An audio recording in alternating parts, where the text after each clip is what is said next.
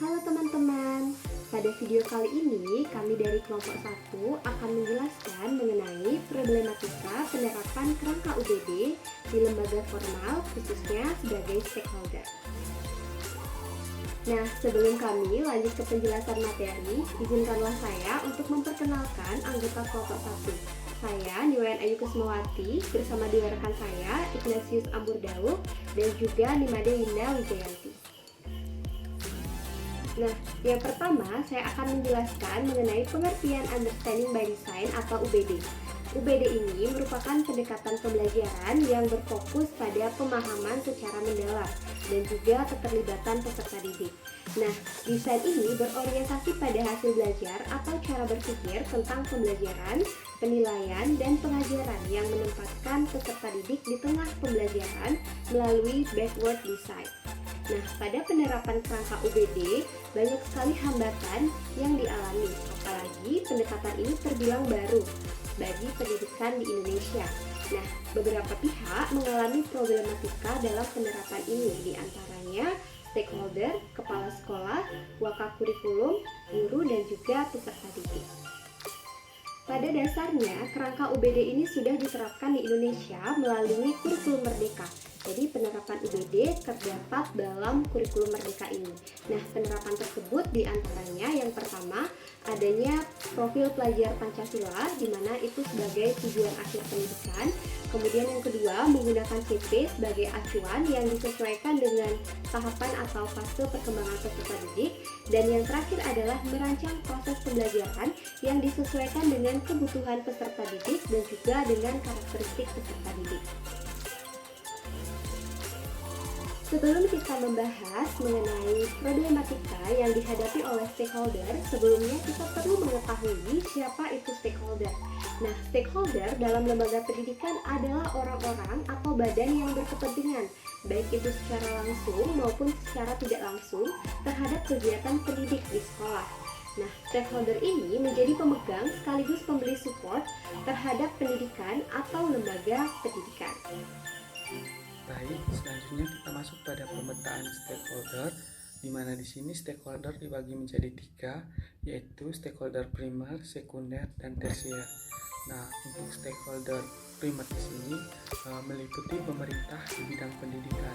Kemudian untuk stakeholder sekunder itu meliputi kepala sekolah dan komite sekolah. Kemudian untuk stakeholder tersier itu meliputi masyarakat mitra penyedia lapangan pekerjaan di dunia pendidikan. Selanjutnya akan dibahas problematik yang dihadapi oleh stakeholder dalam penerapan UBD pada kurikulum Indonesia. Yang pertama, problematik yang dihadapi oleh stakeholder Kementerian Pendidikan. Nah, di sini problematiknya yang pertama belum terdapat kebijakan mengenai kerangka UBD ini dalam undang-undang. Kemudian kedua, belum tersedianya panduan sehingga menyebabkan pihak-pihak penyelenggara pendidikan kesulitan dalam mengimplementasikan UBD. Kemudian yang berikutnya, belum terdapat prosedur. Nah, prosedur pelaksanaan berperan sebagai alur dan pedoman dalam pelaksanaan UBD. Dengan prosedur yang jelas akan memudahkan penerapan daripada UBD ini. Kemudian yang terakhir di sini kurangnya pemahaman. Nah, stakeholder di lembaga formal mungkin kurang memahami konsep dan prinsip dasar dari UBD sehingga dapat menghambat penerapan yang efektif daripada UBD ini. Yang kedua di sini problematik yang dihadapi oleh stakeholder dinas pendidikan. Adapun problematiknya, yang pertama keterbatasan sumber daya. Lembaga formal mungkin mengalami keterbatasan sumber daya seperti waktu, tenaga pengajar, dan fasilitas yang dapat mempengaruhi implementasi UBD secara menyeluruh. Kemudian yang kedua, perubahan budaya organisasi. Mengubah pola pikir dan budaya organisasi untuk mengadopsi pendekatan UBD bisa menjadi tantangan, terutama jika lembaga sudah memiliki tradisi atau kebiasaan yang sudah mempan.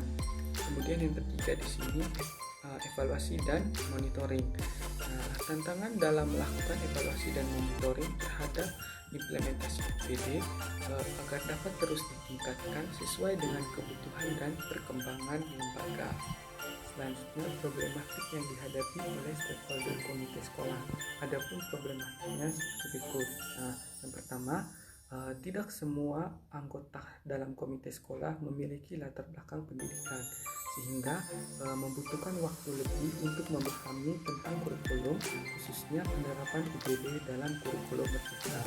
Kemudian yang kedua, orang-orang yang berada dalam komite sekolah umumnya memiliki tugas masing-masing di luar komite sekolah, sehingga mengalami keterbatasan waktu dalam mempelajari dan memahami penerapan UBD. Baik, sebelumnya perkenalkan saya Winda Wijayanti akan meneruskan presentasi pada hari ini, di mana problematika masyarakat ini terbagi menjadi 3. Yang pertama, di mana belum semua masyarakat ikut dalam membangun dan melaksanakan program kependidikan, sehingga perlu adanya peningkatan yang lebih mendalam agar masyarakat terlibat secara aktif dalam kegiatan pembelajaran. Yang kedua yaitu UBD belum sepenuhnya dapat diimplementasikan di Indonesia, sehingga diperlukan waktu dan informasi yang lebih terkait pengimplementasiannya. Kemudian yang ketiga, perbedaan perspektif masyarakat terhadap implementasi UBD, sehingga diperlukan sosialisasi kepada masyarakat agar memiliki persepsi yang sama. Nah, solusi yang keempat yaitu mengadakan sosialisasi serta pelatihan mengenai pelaksanaan kerangka UBD. Perlu adanya pelatihan dan lokakarya untuk guru, tenaga pendidik maupun masyarakat mengenai prinsip-prinsip UBD. Fokuskan pada bagaimana merancang kurikulum yang berpusat pada pemahaman dan hasil belajar peserta didik.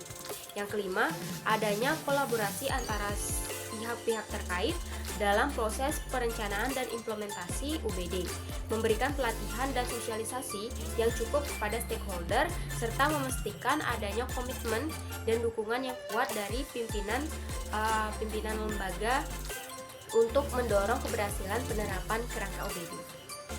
Nah, solusi yang keempat yaitu mengadakan sosialisasi serta pelatihan mengenai pelaksanaan kerangka UBD. Perlu adanya pelatihan dan lokakarya untuk guru, tenaga pendidik maupun masyarakat mengenai prinsip-prinsip UBD.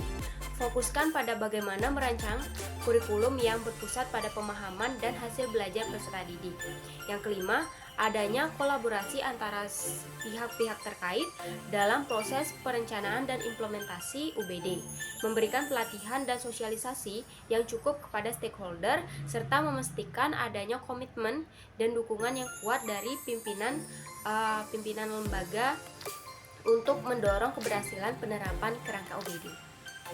Nah, berdasarkan pemaparan materi tersebut, maka kesimpulan yang dapat diambil yaitu dengan menerapkan solusi-solusi tersebut melalui pendekatan yang terstruktur dan juga kolaboratif, maka penerapan UBD dapat menjadi lebih efektif dan memberikan manfaat yang signifikan bagi seluruh pemangku kepentingan dalam lingkungan pendidikan.